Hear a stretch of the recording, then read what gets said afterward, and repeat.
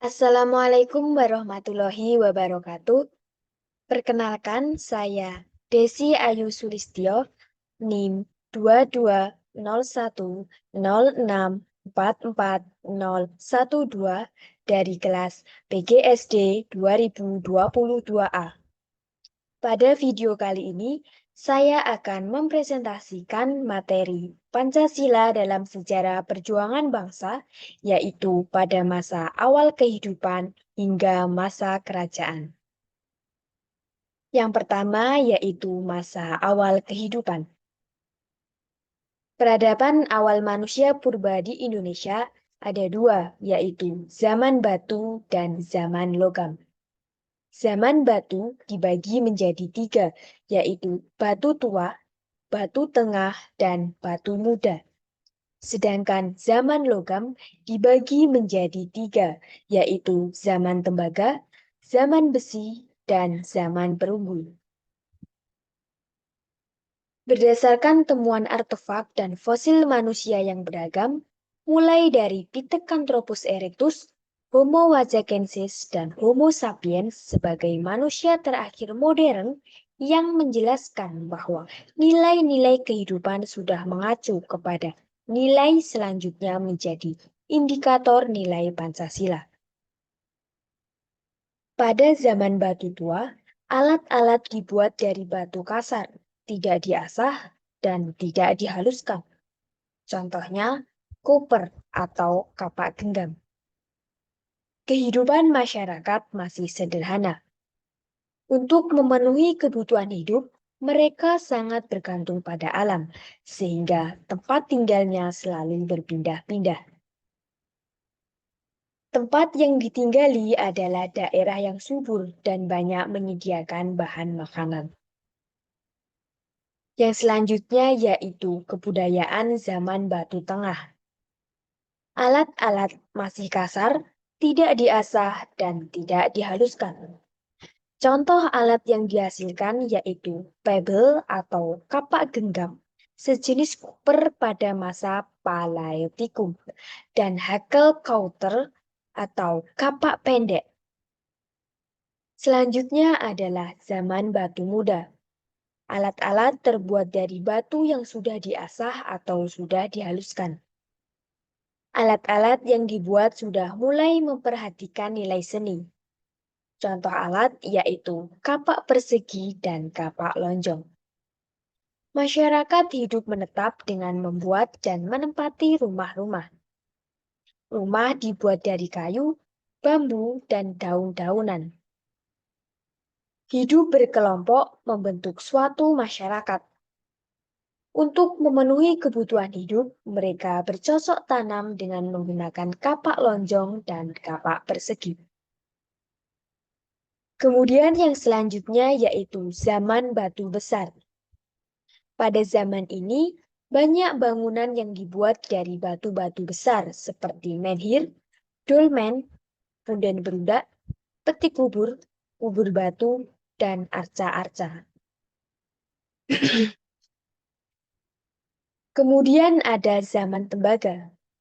Zaman tembaga adalah zaman ketika manusia menggunakan tembaga sebagai bahan untuk membuat alat-alat untuk kebutuhan hidupnya.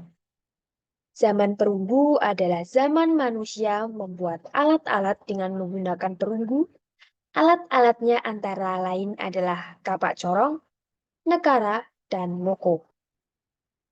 Kemudian zaman besi adalah zaman manusia membuat suatu alat dengan lebih dahulu melebur besi dari benihnya, kemudian menuangkan ke dalam cetakan menjadi alat-alat yang hendak dibuat. Alat-alat yang dibuat antara lain mata kapak dan mata tombak. Zaman logam adalah zaman di mana manusia sudah memiliki dasar akal yang lebih maju dari zaman batu.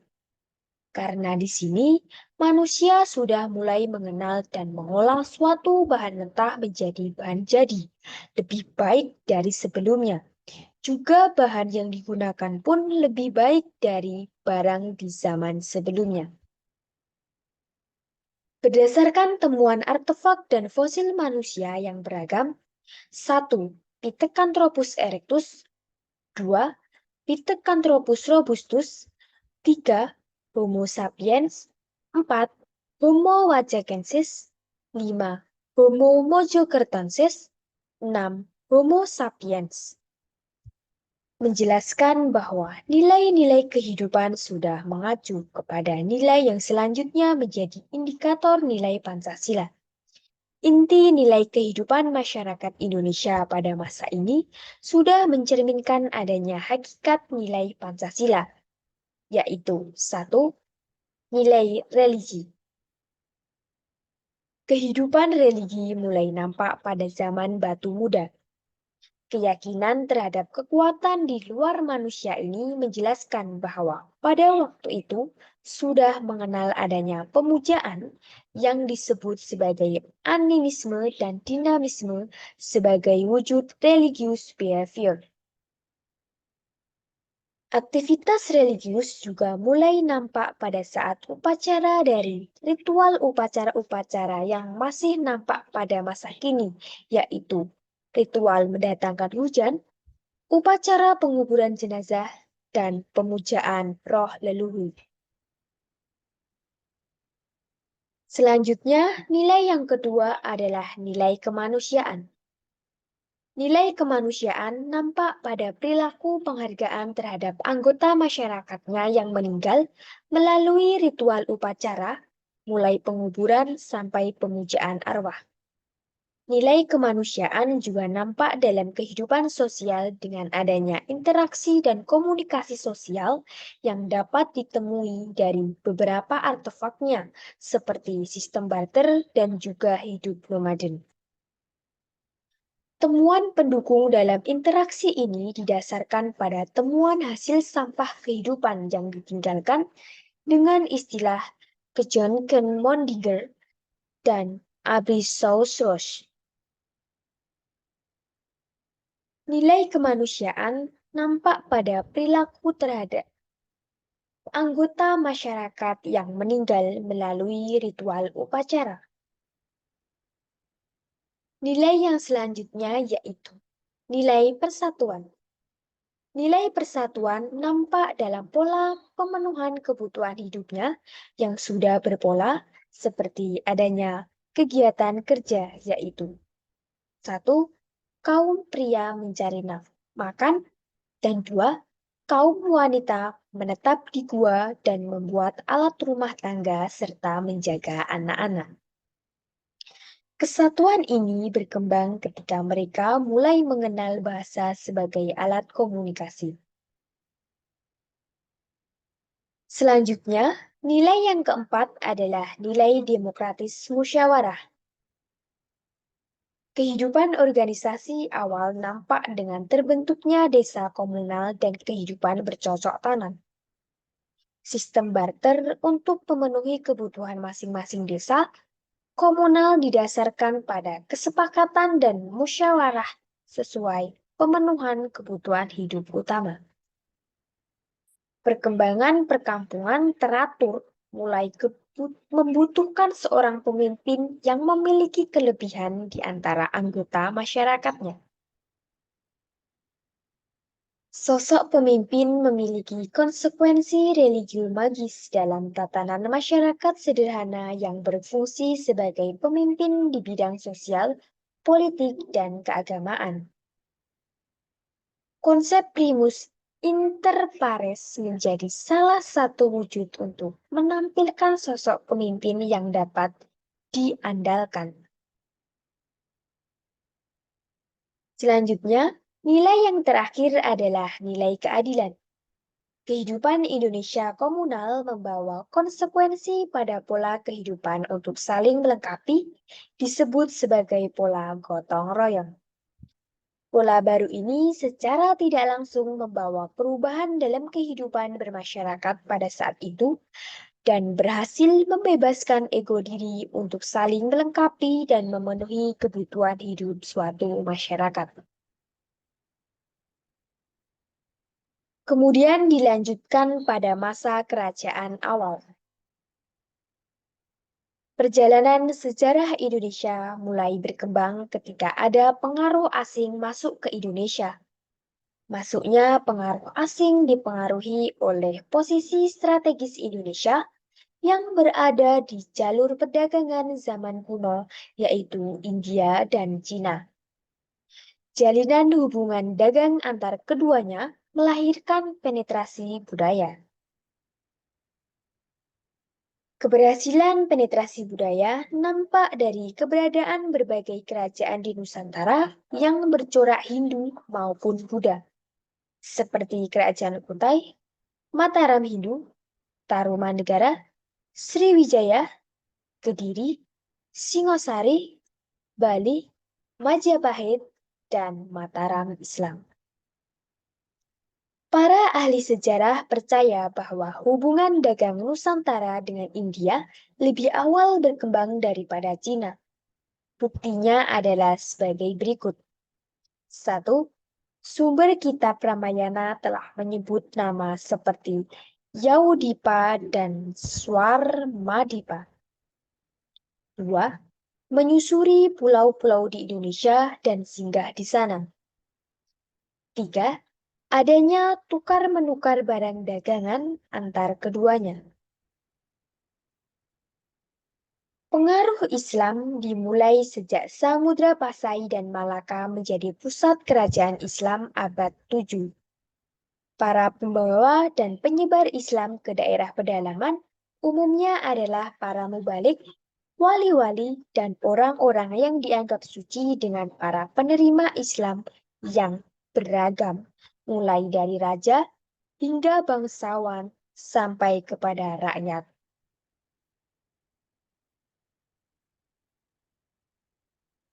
Nilai-nilainya yaitu yang pertama, nilai religius. Penyebaran agama Hindu dari masyarakat India sebagai pusat penyebaran budaya India di Indonesia. Pengaruh budaya ini berkembang seperti perubahan tata negara dan pandangan agama, dan adanya sistem kasta ajaran Hindu. Agama Buddha diperkirakan masuk ke Nusantara sejak abad kedua Masehi. Buktinya, 1. Ditemukannya patung Buddha dari Perunggu di Jember dan Sulawesi Selatan. 2. Laporan pengelana Cina bernama Fahin awal abad ke-5. 3. Abad ke-8 di Jawa Tengah terdapat beberapa prasasti dari dinasti Shailendra. 4. Catatan yang menceritakan mengenai seorang biksu Buddha bernama Gunawarman, putra Raja Kashmir di India. Kedatangan Islam menjelang abad ke-7 hingga 8 ke berbagai daerah di Indonesia sedikit mengalami perubahan situasi politis dan sosial budaya masyarakatnya. Para penyebarannya adalah Wali Songo yang menyebarkan ke masyarakat melalui pendekatan budaya. Nilai yang kedua adalah nilai kemanusiaan. Nilai kemanusiaan nampak pada sikap masyarakat Indonesia yang terbuka, ramah terhadap siapapun, dan menghargai hak asasi dalam konteks sederhana. Misalnya, sistem kasta di Indonesia dan India berbeda dengan India, namun begitu hubungan perdagangan antara masyarakat baik, bahkan sampai terjadi perkawinan antar keduanya. Dengan adanya perpaduan dua budaya yang menimbulkan tidak ada perbedaan antara ras, suku, agama, dan golongan dalam interaksi sosial. Namun, bangsa Indonesia bertindak selektif sehingga budaya India tidak memudar. Dengan adanya perpaduan budaya dan interaksi sosial yang baik, mendorong pemahaman ajaran Islam lebih mudah berakulturasi dengan 1. Cara pandang masyarakat sekitarnya. 2. Berinteraksi dengan ajaran Hindu-Buddha. 3. Aliran kepercayaan animisme-dinamisme. 4. Tradisi setempat. 5. Sistem nilai sosial budaya. Nilai yang ketiga adalah nilai persatuan. Unsur persatuan mulai nampak ketika perpaduan budaya ini berkembang di bidang politik. Kutai sebagai kerajaan awal Hindu menjadi salah satu bukti fisik yang masih dapat dibaca pada prasasti Tujuh Buah Yupa. Dalam isi prasasti ini menyebutkan bahwa Mula Warman sebagai salah satu perekat masyarakat dan para Brahmana yang berjaga menyebarkan ajaran Hindu. Contoh lain, dinasti Shailendra mengalami penyatuan dengan dinasti Sanjaya berkat adanya perkawinan politik antara Pramodawardhani, putri Raja Samaratungga dinasti Shailendra, dengan Rakai Pikatan dinasti Sanjaya. Perkawinan ini ternyata dapat menyatukan pemerintahan dan agama, di mana pemeluk agama Hindu dan Buddha dapat hidup berdampingan. Nilai yang keempat adalah nilai demokratis atau musyawarah. Perkembangan Hindu-Buddha di Nusantara tidak sekedar membawa perubahan dalam bidang keagamaan saja, melainkan juga berpengaruh pada kehidupan politik, sosial, dan budaya. Beberapa pengaruh itu antara lain: 1. Adanya sistem kerajaan, pimpinan berdasarkan orang yang dituakan. 2. Pembagian kerja dalam beberapa menteri kerajaan dan dewa raja. 3. Upaya keadilan dilakukan dengan jalan musyawarah. Kemudian nilai yang kelima yaitu nilai keadilan. Contoh keadilan yang dibuat raja semasa hidupnya untuk rakyat yaitu: 1. Yupa peninggalan Raja Mulawarman berisi tentang kebaikan budi raja bersedekah tanah, hasil bumi, dan sapi pada para Brahmana yang datang ke Kutai. 2. Raja Purnawarman dari Jawa Barat melalui Prasasti Tugu berisi berita tentang pembuatan saluran air untuk mengatasi banjir. 3. Prasasti Tugu menyebutkan bahwa Raja Purnawarman telah memerintahkan penggalian sungai Gomati untuk mencegah terjadinya banjir dan pemberian sedekah berupa 1.000 ekor sapi kepada para Brahmana. 4. Raja Airlangga dari Kediri, Jawa Timur, sebagai kerajaan maritim agraris sangat memperhatikan bidang pertanian. Kemudian beralih pada masa kerajaan nasional. Masa kejayaan kerajaan Nusantara mulai dari kerajaan besar seperti Sriwijaya dan Majapahit menjadi bukti bahwa perjalanan bangsa Indonesia memiliki kedudukan penting. Zaman Majapahit abad ke-14, makna Pancasila pada masa itu lebih dikenal sebagai Pancasila Krama yang memiliki 5 elemen dasar pembangunan karakter bangsa, yaitu: 1. Tidak boleh melakukan kekerasan. 2. Tidak boleh mencuri. 3. Tidak boleh berjiwa dengki. 4. Tidak boleh berbohong. Dan 5. Tidak mabuk minuman keras. Yang pertama adalah Kerajaan Sriwijaya.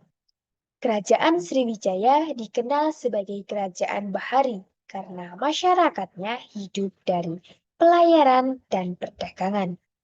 Keberadaan Sriwijaya dibuktikan dengan adanya prasasti Kedukan Bukit. A. Arca Buddha Bukit Sintang. B. Prasasti Kedudukan Bukit. C. Prasasti Talang Puo. D. Prasasti Telaga Batu. E. Stupa Batu Sidiatra. F.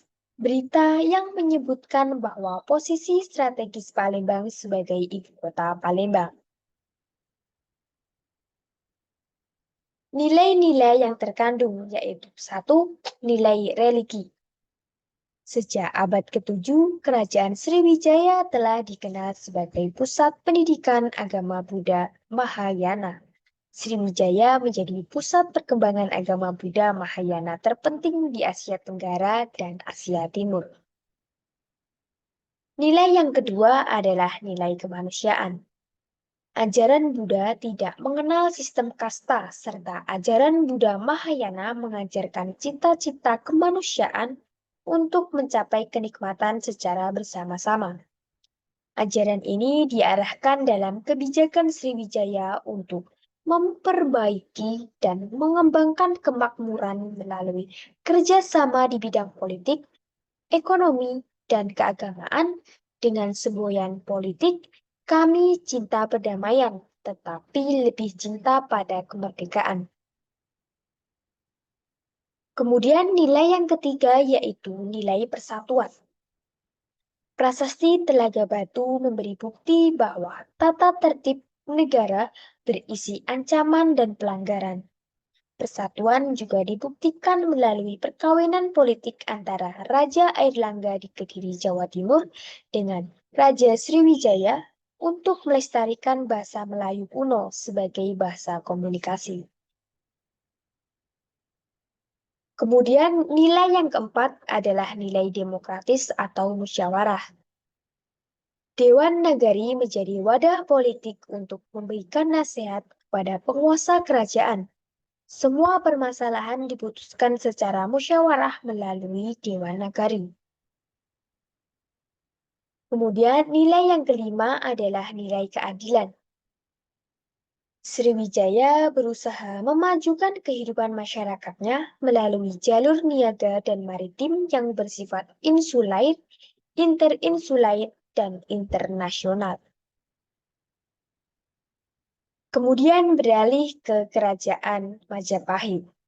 Kerajaan Majapahit dibangun oleh Raden Wijaya pada tahun 1293 di Trowulan. Anaknya Jayanegara menggantikan kedudukannya sebagai raja pada tahun 1309 hingga 1328. Nilai-nilai yang ada yaitu 1. Nilai religi.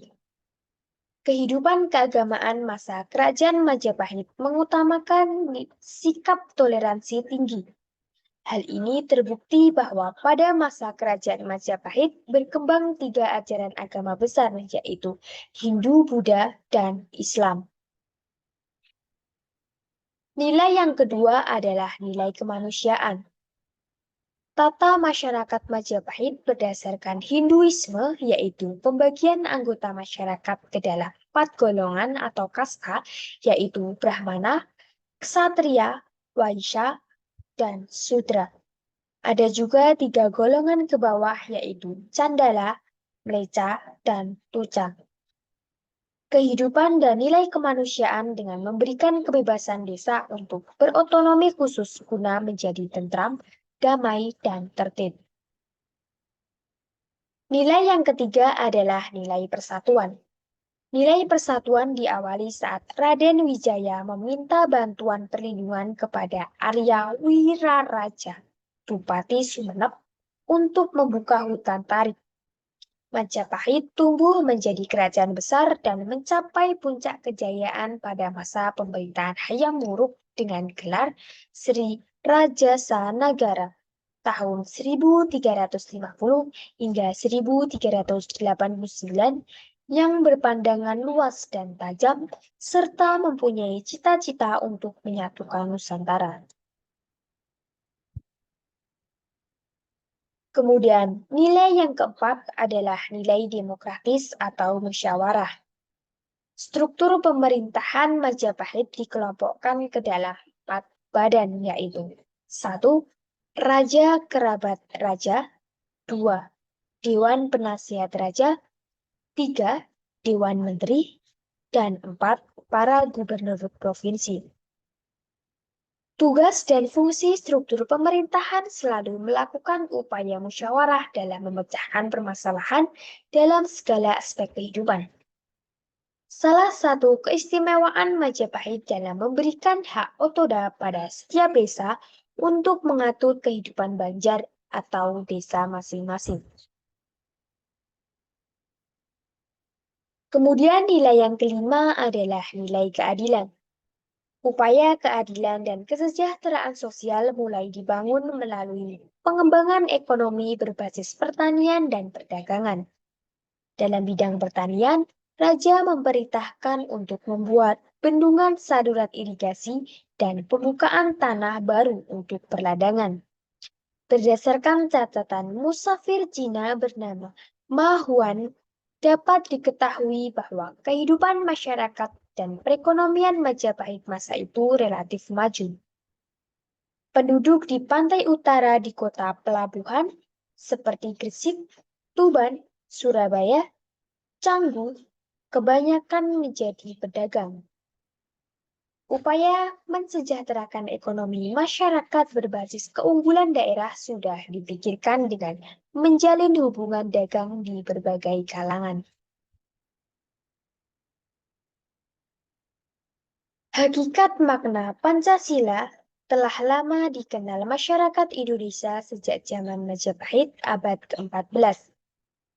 Makna Pancasila pada masa itu lebih dikenal sebagai Pancasila Krama yang memiliki 5 elemen dasar pembangunan karakter bangsa, yaitu 1. Tidak boleh melakukan kekerasan. 2. Tidak boleh mencuri. 3. Tidak boleh berjiwa dengki. 4. Tidak boleh berbohong. Dan 5. Tidak mabuk minuman keras. Demikian presentasi dari saya.